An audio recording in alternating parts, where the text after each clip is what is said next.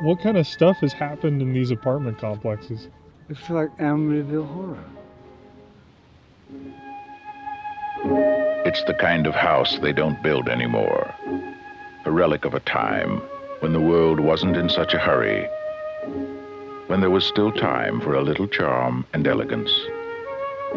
It has stood empty for a long while, and at the price, it is a bargain. Ghosts, voices, blood on the walls, evilness, voodoo, witchcraft. It wasn't right. Apartments in Aurora got national attention earlier this year after reports of gang activity at more than one complex there. The sex trafficking, the extortion, the kidnapping, murders. There was two people that got killed in these apartments that they found dead. There was little girls that was being sold. Women being brought in bound and their heads covered, at nighttime screaming for help, screaming in Spanish for help. And then they would listen to them scream all night long. This was actual human suffering going on inside of these apartment complexes. And these folks didn't have a voice. So you've seen blood on the walls in here? There's blood on the walls in there now. Why is there blood on the walls? What's going on? There must be some kind of occult sanctuary, but you don't see them.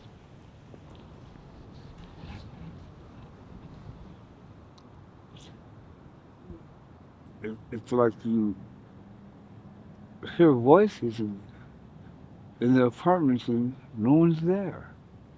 So you think they're haunted in here? I think it's very haunted.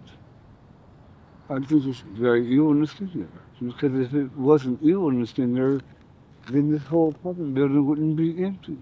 Hmm. I mean, you look at all these units, and if you see that, it looks like Amityville Horror. Yeah, it does. It does. And then when you wake up, you don't kind of remember things, but it drives you to do a lot of drinking. So you grew up in this area as a kid, you're saying? Mm-hmm. In these apartments, the Weatherstones across the street, all up and down the block, all around here. What kind of brought things downhill? What do you think it was? I don't know.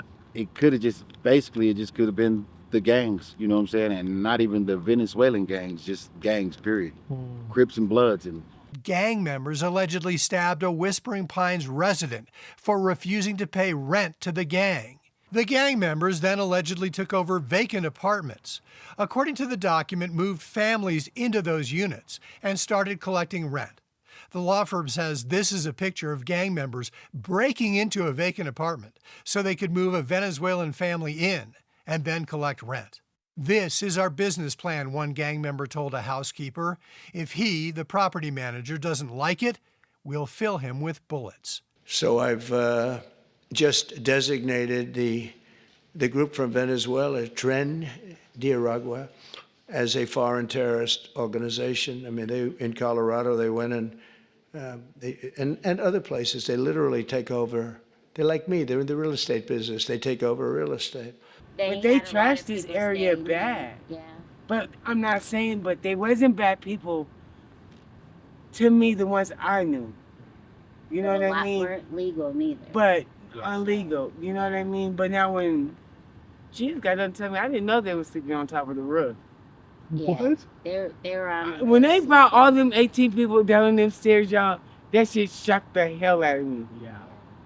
But you'll get them packed in these apartments. They're from 1 to 3 bedrooms, So And it's like you could get 15 of them. Like 15 to 20 in one apartment. Yeah. And they could hide out. They could be quiet, or they could be loud, and they could be messy. Oh, they really turned up on the weekend, boy. Yeah. Did you see ICE come in at all to do the deportation raids? oh, they knocked on my door. Several federal agencies are carrying out immigration enforcement in 4 locations right now in Aurora and Denver. They had all these streets shut down. They were going in and around this apartment area, the Whispering Pines, but then eventually they did bring out several people with their hands tied behind their backs with some of those zip tie handcuffs. They said they was trying to make sure everybody was safe and nobody was hurt in my apartment, like 6 o'clock in the morning. Whispering Pines is under court receivership. The folks that are still there are living very peacefully now. Everybody is now paying rent to the correct person. Apartments, which were the subject of much controversy in the spring and summer, seem to be on the up and up. They also say the gang issue that attracted so much media attention seems to have disappeared. But they also note that some residents aren't paying rent, which severely hinders their efforts. Is there anything else you'd want to say about the buildings before we run?